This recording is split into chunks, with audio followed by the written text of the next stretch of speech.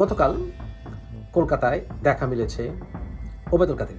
ওবায়দুল কাদের এখন দাঁড়িয়ে রেখেছেন, উনি এখন পিসাব, উনি দাঁড়িয়ে রেখেছেন, একা থাকেন। ওনাকে সমস্ত আওয়ামী লীগ বয়কট করছে। ওখানে প্রচুর আওয়ামী লীগের কর্মীরা আছেন, নেতারা আছেন, ওনারা সবাই ওবায়দুল কাদেরকে বয়কট করছেন।